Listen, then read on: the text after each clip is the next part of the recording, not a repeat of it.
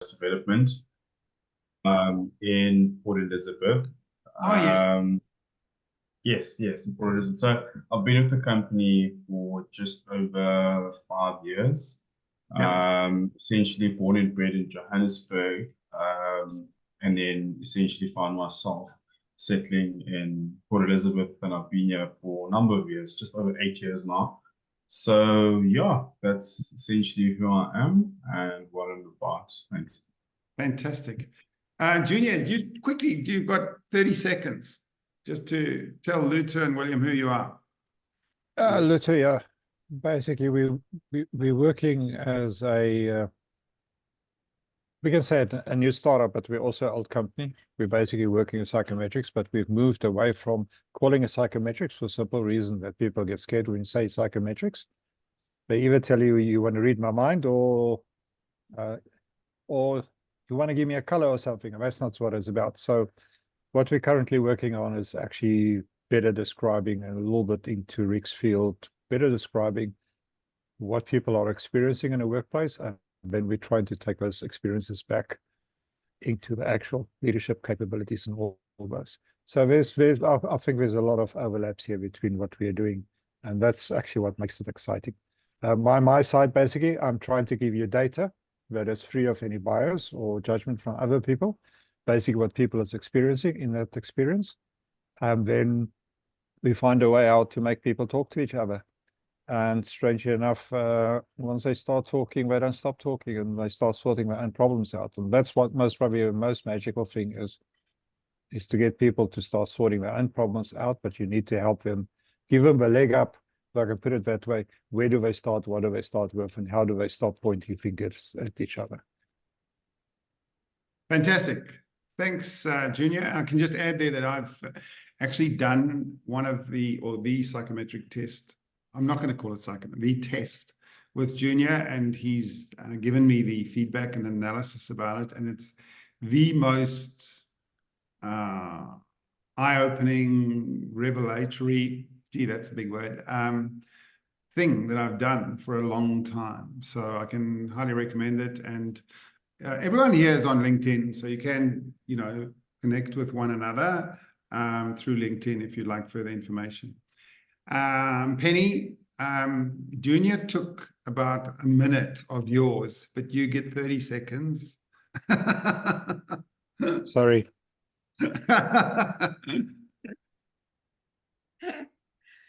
Okay.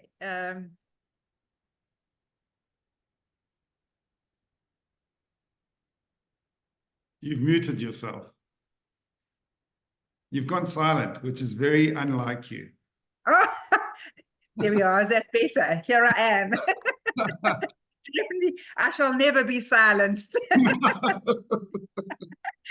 So I'm just a real estate agent, a very humble little real estate agent on the North Coast in KwaZulu-Natal, which is one of the fastest growing real estate hubs in South Africa at the moment. And I've been doing this for my first job in real estate was in 1991. So I'm giving my very old age away, but yeah, I've been doing it for a very, very long time, and I just absolutely love what I do, because you just never stop learning, and every day is a new challenge. And if you ever think you know it all, you will be humbled massively in this industry. So yeah, it's good. It's good. Thank you, Pen. That's lovely. Sure. We've got Jenny and William. You've each got 30 seconds. If you're still there. Okay, I'm sure you are. Yeah. I guess I'll go. Yeah, so my name is Jennifer, and I am a small business management consultant here in the US. I met Rick when I was in New Zealand doing fundraising consulting. And yeah, so now I just switched over to small business consulting, and that's pretty much what I do. Fantastic. Thank you. William, are you there? I know sometimes occasionally people just listen in and they're not able to chat. William, are you there? Yes, I'm here. Oh, fantastic. Afternoon, everyone. My name is William, and I'm running an organization called Vexus Park. It is a digital college where we train people from 3 years old with coding and robotics, cybersecurity, and other IT-related courses. Thank you. Fantastic. Thank you, William. And I note that we've got an appointment to have a chat with one another tomorrow, William. So I look forward to that. Anyway, I'm going to get straight into this. And it's about leading with confidence and overcoming some of the challenges that you may encounter when you start a new role. And I think I'll just start by quoting, and it is, "To lead with confidence is to embrace every challenge as a stepping stone towards mastery in leadership." And I think I'm going to tell just a very brief story. And as you know, and you can probably see from my tennis shirt that I'm wearing today, I played a lot of tennis in my career. And this is a sporting analogy that I'm sure a lot of people can relate to, especially sport. When you start a sport, you start at the very bottom level. And like, for example, when you're coaching kids, you actually get a little baby to sit on the ground and put their legs open, and you roll a ball to them and they catch the ball. That is the most amazing sort of thing for a little bub to learn. And then you teach them to catch the ball with their left hand. And then you get them to stand up and you bounce the ball to them, and they catch the ball with two hands, and then they catch it with their right hand, and then with their left hand. So every progression in their learning is teaching them something more difficult that they can then just do automatically. And eventually you'll get kids, playing tournaments and winning tournaments and so on. So I'm just going to admit someone here. Welcome, Onge. It's lovely to have you as well.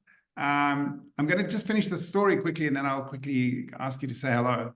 And I remember playing in just little, club tournaments and regional tournaments. And I remember one day playing this guy who was a hotshot tennis player, and he was like a legend. He was a legend. No one could ever beat this guy. And as luck would have it, I think he had a big party the night before he played me, because he realized he was playing me. But I actually beat him the next day. And he was like the top player in the state. And I remember actually hitting the one particular shot in this match that got me into sort of an unbeatable lead. And I won the match. After that win, my self-confidence just exploded. And I think and from then on, I was happy to take on anyone. And we actually became great mates and actually played many tournaments together. And that was all about mastering certain levels of competence in this particular sport. And that's happened many times in my career as well. And I think that confidence really is about managing some of the challenges, working them out, handling those unexpected or unforeseen complexities that come before you, and then figuring it out and overcoming them. So that's really what the talk is about today, is leading with confidence, overcoming those challenges in new leadership roles, and then exploiting that experience and having the confidence and self-assurance to come into a room and calm people down in sort of adversarial situation or a complex situation where one needs to help sort something out. So I'm going to ask one quick question here, and that is, where are we now? Ugne, you joined us a minute ago, and if you can speak, you may be on in a silent mode, but if you would like to say hello to the group and quickly introduce yourself, you can do that now.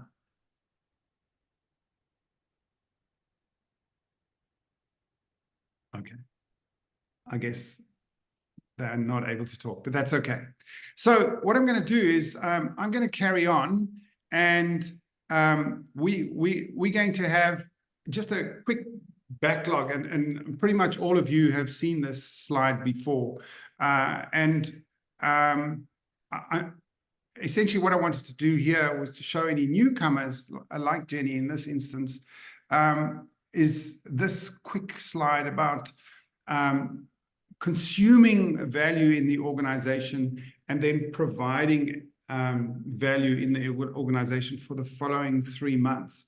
So, Jen, what I wanted to quickly go over here was the time that it takes for someone to start a new role. And I've used this deliberately again to remind people that in order to really hit your straps and to actually get to the break-even point, in other words, your net contribution to the organization is actually 0 after 6 months, because for the first 3 months, you're consuming value, and the next 3 months, you're creating value. And what I'm helping to get people to understand and to coach is to try and narrow that time down from 12 weeks to maybe 10 or even 8 weeks before you reach break-even point, which is why it really makes sense for organizations to consider using a coach to get people onboarded quicker. The next slide is, let me go on to the next one. Just hold on a tick. Not sure what happened here. It was also a slide that we dealt with last week, and that was the waves of change.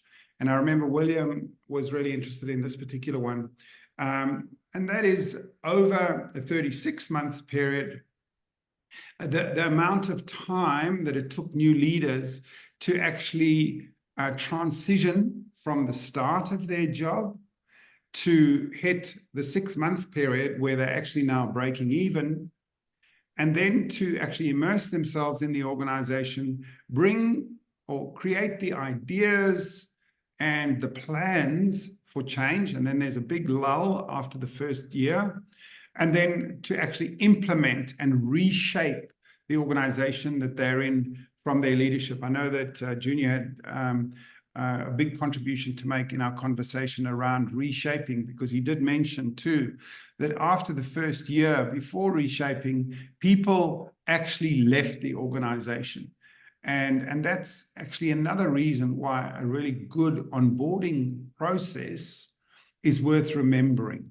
And actually, a good onboarding process will allow you, the people that are working with you, to really get a good understanding of the culture, your plans for the future, and to embed themselves sufficiently well enough to understand what kind of changes they can implement successfully in an organization. And then, as you'll see, after 18 months, there's a consolidation level.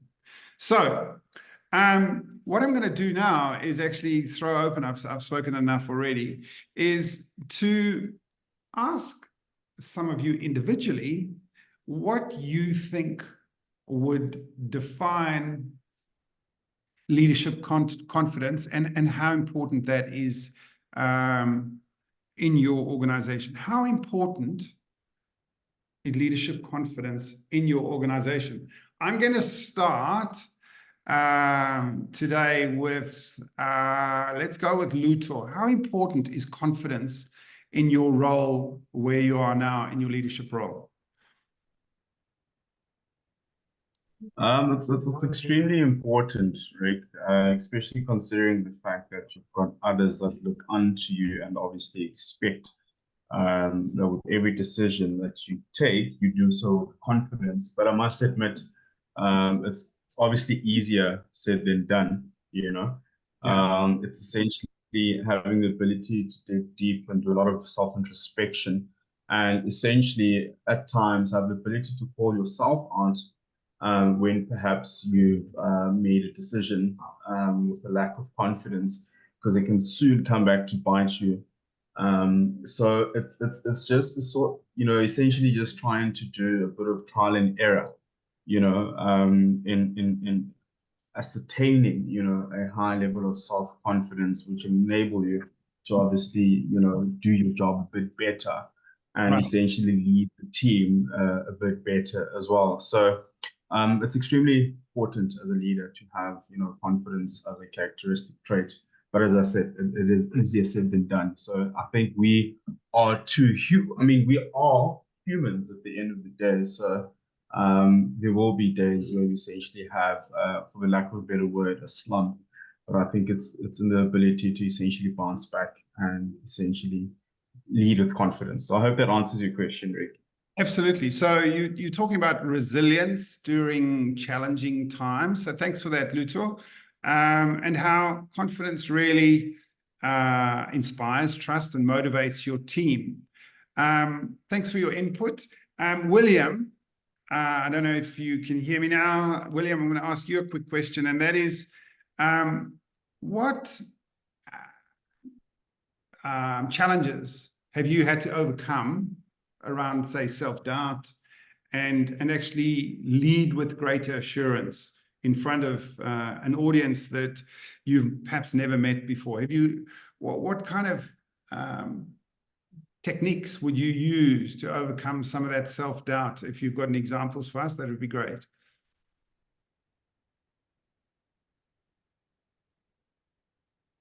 There we go.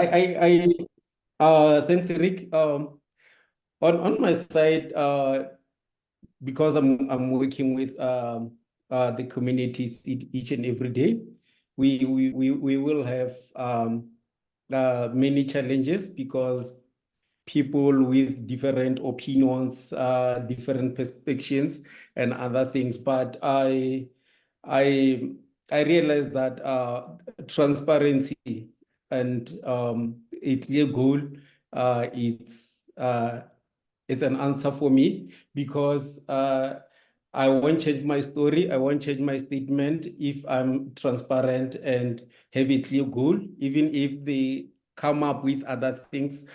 Focus, clear goal, and transparency.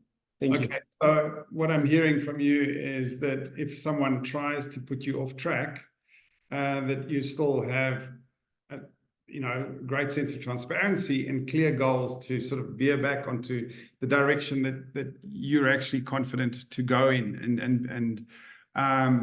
So have you experienced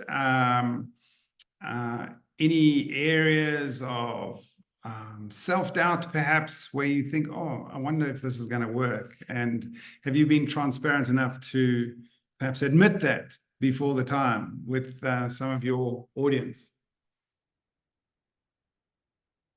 I never had self-doubt, but because of political interferences in our communities, I have to be firm every time. Oh, fantastic. I'm glad to hear that.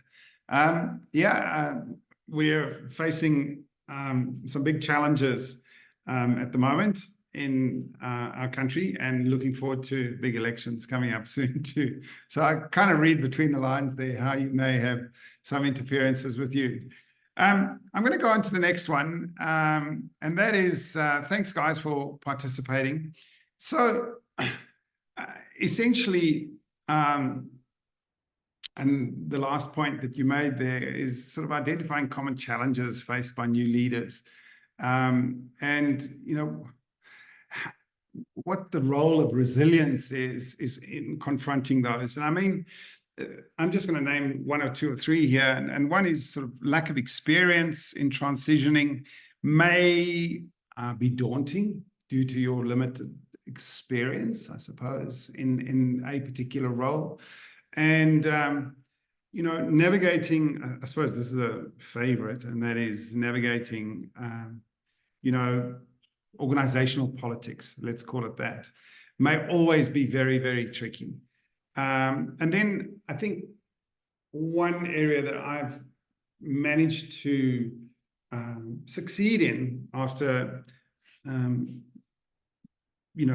some instances where I found it really difficult, and that was actually managing expectations. In one or two of my roles, I've been the man in the middle, where you're dealing with the organization, and then you're dealing with the board and the CEO. And as a senior leader, director of an organization, managing the operational side of things, as well as understanding the complexity of the strategic expectations, can be quite daunting.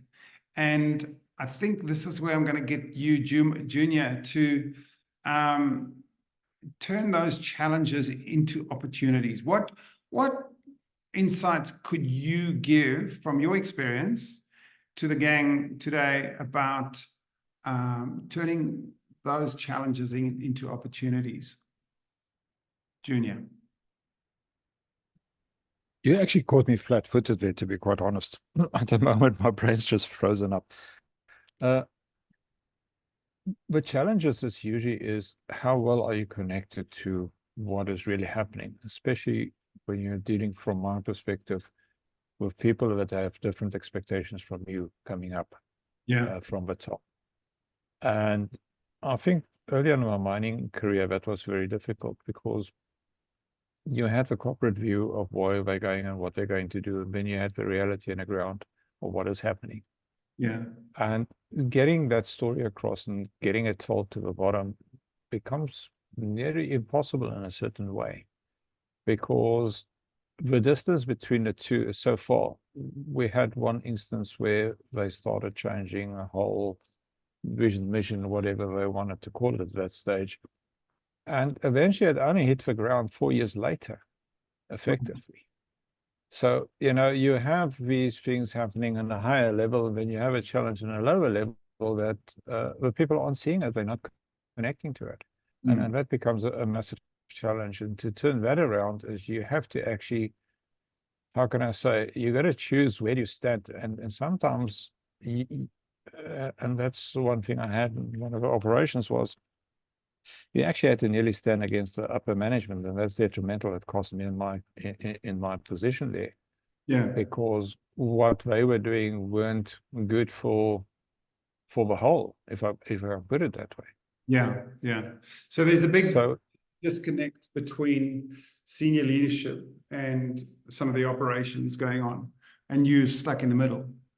You're stuck in the middle, and where do you go to? So whichever way, because if you don't service the bottom, you don't get your production, or your services or whatever. And if you don't do what the guys in the top do, if you just follow what they say, is you lose that thing. But then again, if you lose the guys in the bottom, then you still lose on the top, because they're still going to cut you any which way you go. So it's a nearly no-win situation you sometimes end up with, and especially when you're operating as a foreigner in a foreign country, it becomes even worse.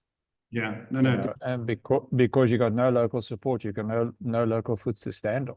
Yeah. And you can have a carpet pulled out from the rug, more than a rug, just a whole bloody, it's like a duck having like we say, the pond ripped out from underneath them. Yeah. And you stuck there in midair, and then when you get to ground, there's nothing to take that fall from you. You take the fall, simple as that. But the thing is, the organization just moves on as if nothing has happened. Thank you. I appreciate that, Junior. I'm going to ask Jennifer, can you come in here? I want to understand, I want to get your insights around resilience in confronting obstacles that may be around building a support network, or finding solutions, or collaboration. How have you coped? You've worked in different countries. And how can what insights can you give us there for say a foreigner working in a foreigner working in a country where there may even be sort of very slight cultural biases against you? How do you handle that? Yeah, well, I don't know if there may have been some cultural biases against, an American coming in. I guess there was. I don't know if there was a newspaper article written. So just to give some context, so I moved to New Zealand in 2016 for a couple of years to help fundraise for mostly the Catholic Church, but then some others. And their there was a newspaper article written about how this Australian company even was hiring foreigners. They weren't hiring New Zealanders. They were bringing in an American and everything like that to fundraise. And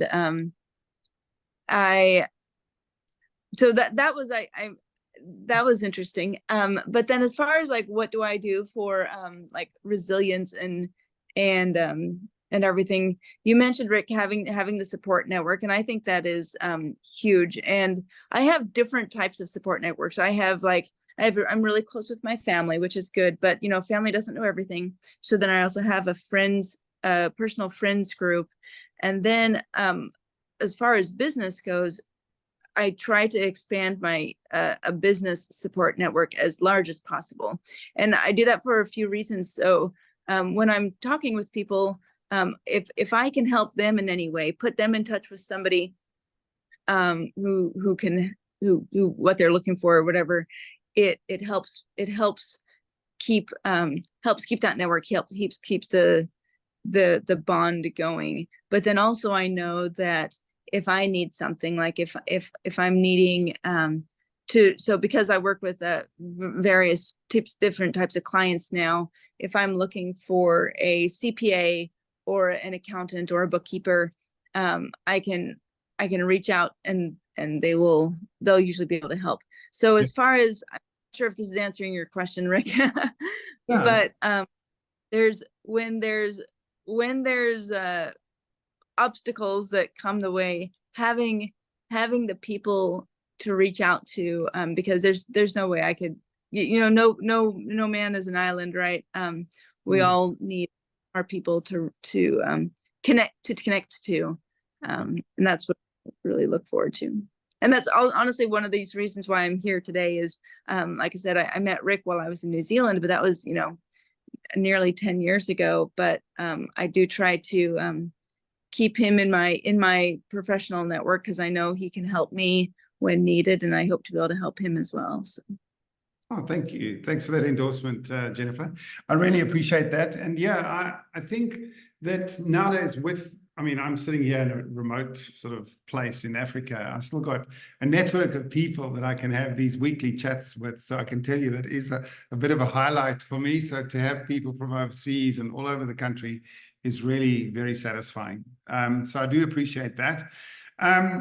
I'm going to go on to the next one, because I think this is actually quite an important one, and that is around communication as a leadership tool and mastering the art of influence. And it's about, I think, the big thing, and this is a sort of a personal, not a confession, but and it may even be a weakness that I've had, is that I sort of define myself as a listener. I always listen. I hear as much as I possibly can. And then when it comes to being assertive around making your voice heard, I sometimes think that I've waited too long, and I miss the opportunity to actually present the case that I feel would be helpful or worthwhile. So what I'd like to share is that with clear and assertive communication, one actually enhances understanding. You've got to be very clear. You've got to be assertive. You need to put your hand up. You need to step into the ring. You need to get onto the playing field to demonstrate who you are and to convey the message accurately, so that you reduce misunderstandings, that you foster a culture in your team where they know you're going to step forward and express yourself. Because good leaders boost confidence with their teams. Good leaders boost confidence with their teams by listening and providing feedback for your team growth. And through that is communication. You're also, remember, fostering learning. You're teaching people things that you've learned before, that you're sharing with them. I often felt that in my career that there were things that I thought were quite obvious that sometimes new staff just didn't have a clue about. And it's sort of frustrating for the leader to think, oh, but someone should actually know that, but they don't. So it's that sort of humility to share information and to sort of foster learning and provide insights for improvement to people that you suspect may know something and they actually don't.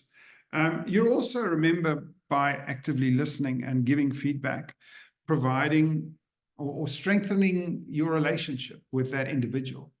By listening carefully and giving your perspective, you actually providing reinforcement or positive reinforcement and an encouragement to that staff member. So these are just some of the insights that I thought I would share around that. And then too, finally, I wanted to add around this is you're actually promoting accountability by being transparent with your team and being consistent in your behavior. Increases reliability. People rely on you if you're communicating well, you're being consistent, you're providing the feedback, you're giving the leadership, you're handling difficult conversations with poise and with decency. And that's how you would really enhance your collaboration with your teams. Okay, I'm going to get off my little pedestal there for a second and ask Penny to unmute. And Penny, I want you to perhaps recall a story that built your assertiveness. Can you give us a quick insight? Yeah, Rick. So I would say, you know, one must always, especially in a leadership role, one must be very aware of your three types of communications: your passive, your aggressive, and your assertive communication. Right. And what's going to work best for you in that work environment.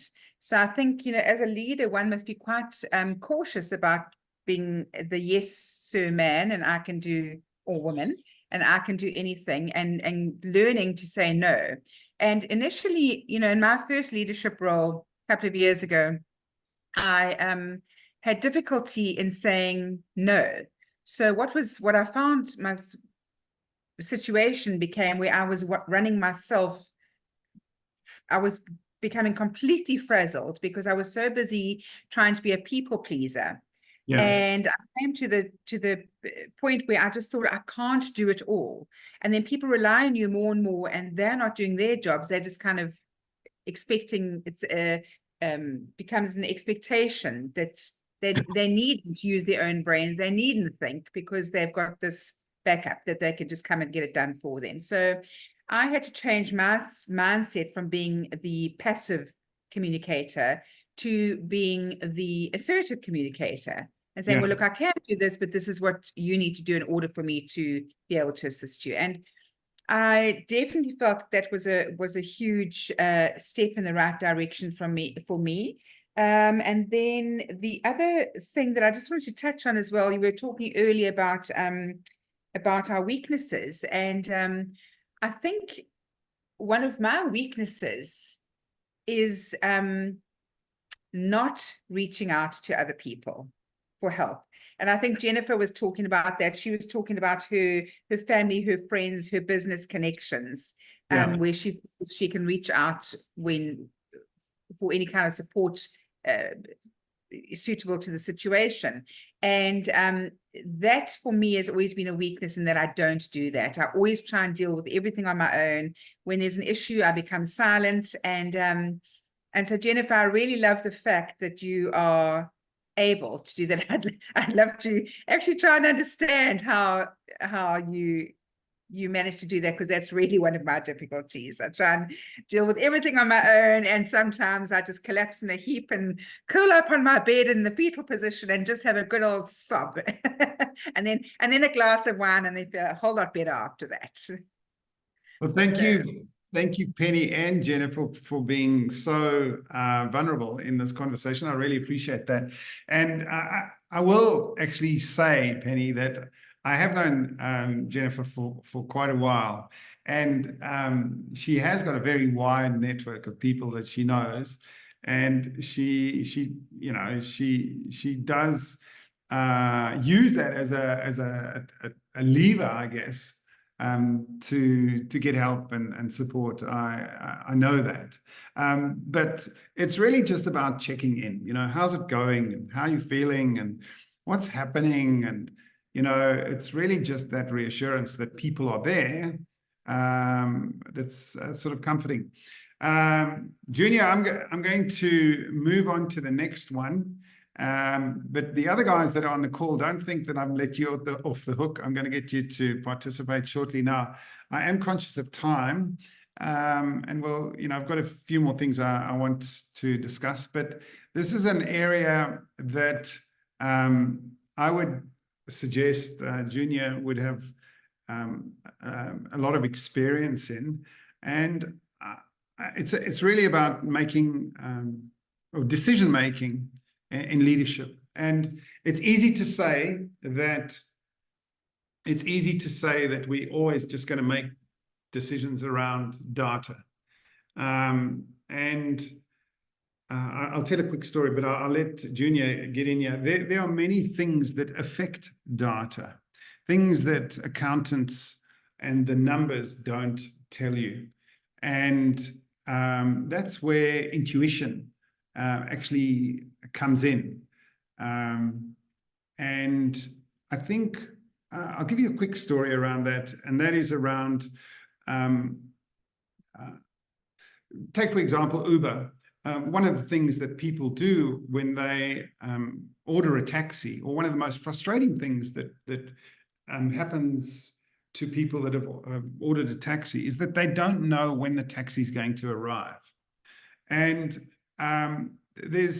there's lots of data to suggest, well, the data says that people are fed up about it and they're not happy waiting, and they give up, and then they order a cab from perhaps another cab organization. However, what Uber did to overcome this was they actually provided an app with a map and of the little vehicle coming towards you. And I'm sure that those of you that have used Uber would be aware that as long as you see that little car coming towards you, it doesn't really matter how long it's going to take to get to you. Now, that, as far as decision-making or intuitiveness, is that it gives you the reassurance. Now, there's no data to actually suggest that you're going to leave the Uber and not take that particular one. But and no accountants would have been able to tell you this, but it does reassure people. And that's not a data-driven thing. That's just a visual interpretation of where the vehicle is. And it gives you the reassurance that something is happening.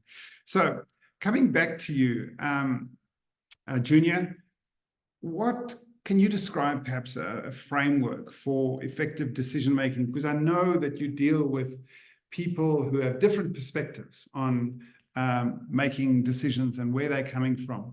And perhaps if you could just share an insight there quickly. It is actually a very, very complex area of this. They want to use frameworks, and I made a comment yesterday or today on somebody that uses a 5WS2 or something framework to making decisions. The issue is with making decisions, it's always limited to the person who holds the most power. That's right. And their self-awareness of their own ability. If they are lacking self-awareness, then they can not know when they're overstepping their own limits or over-guessing what they're doing. The problem that we sit with is there's always this one person that will jump up and have a clear voice. This is what we're going to do. And this is why they start creating these tools to help with decision making. But the thing is, in actual fact, what we're doing is we're blindly making decisions because we don't know whose voice we need to listen to in a room for what reason. And that's one of the biggest things.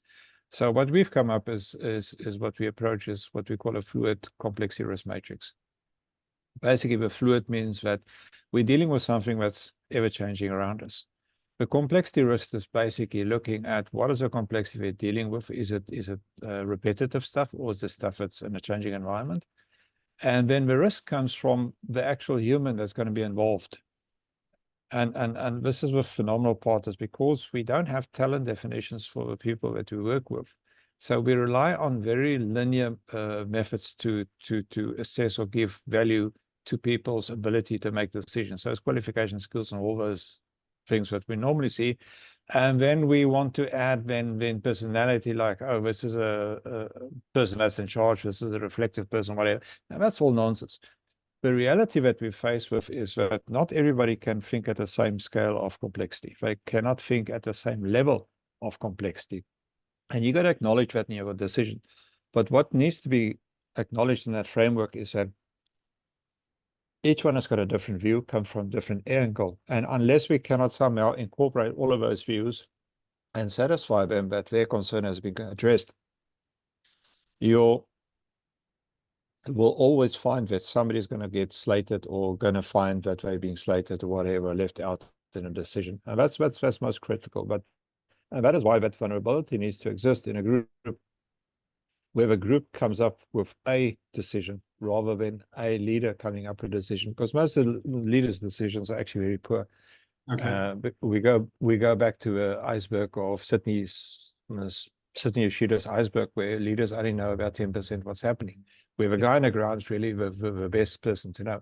So I think, if I can just capture it there, if you want to make decisions, have effective decisions, you got to find a framework where you can include people, and you got to really understand people, what they're doing, what is their preferences, why do they have those preferences, and then you got to know how that influence that preference that they have, and where's that resistance going to come out of that decision has been made. So how can I say, it is really a balancing act, but it's never unless you've got that common shared awareness, or where you sit on that complexity risk matrix type of thing. That's easy to do. Once you're aware what your function is, it essentially comes down to this: what is your function? What you're doing there? If you understand that function properly, then you're going to understand what's your role, input into the actual decision that needs to be made. Thank you, Junior. I think all of us need to just be aware, and Junior has just demonstrated this again, of his vast knowledge around working in groups and teams, and his leadership. What I drew out of that was, the leader doesn't always necessarily make the best decision, and it's about vulnerability and inclusivity to make sure that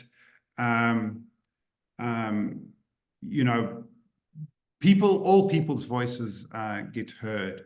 And yeah, thank you, Jen. We've just got a message from you in case you get disconnected. Jenny's details are in the chat for everyone there. So thank you so much, Junior. We are flying along here, and I've only got a few more minutes to go. I'm going to just fly through this again. These slides, I'll share them, but it was really just about finishing off here, and that was this is a topic that we've covered in some of the previous presentations that we've done about building and leading teams and fostering collaboration and unity. I'm going to skip that one because we've actually covered that in previous sessions. And then finally, I think what I did want to say was that leadership is most definitely a continuous journey, and what got you here is not going to be what gets you up to the very top. So leadership mastery is making learning opportunities out of all the challenges, the adversities that you may face, and some of those unexpected situations that you just never anticipated whatsoever. And it's really just using that to build your resume of experiences for every single role. I'm going to just quickly put in a pitch here for ourselves, and that is around what we actually do. My role is to shorten the onboard experience, mainly for graduate leaders and for mid-career leaders, to actually shorten that onboarding experience. And essentially, we can do it over 12 weeks, but we can do a reduced 4-week session, perhaps divided into 4 2-hour sessions, where we help people onboard into a role as quickly as possible. And with my colleagues, with Junior, particularly, we can also arrange tests to be done on the individuals to hasten that onboarding experience, so that you understand exactly who they are and what they can contribute to your organization.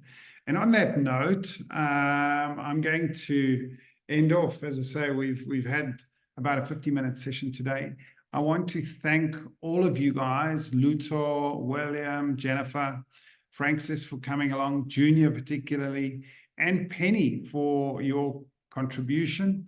Ugne, thank you for coming in and listening in. I do appreciate you being here as well. I know that Ugne, I'm pretty sure it's the same person, is in London, in the UK, and I really appreciate her being here as well. So thank you guys for being here.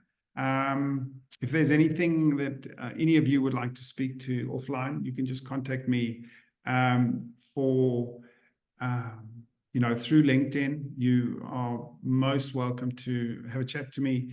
I'm always available to help. And I can say this, I spoke to a company today in Ireland that was very, very promising, and I'm delighted to be in touch with them. So I'll be looking forward to sharing my experiences with coaching opportunities there too. So thanks, guys. Thanks, everyone, for being here, and lovely to see you. And please come along next week. All right. Thank you, Rick. Cheers, Jen. Thanks, Rick. Thanks, everyone. Bye-bye, Pen. See you, Ugne. See you, William. And Luti, thank you.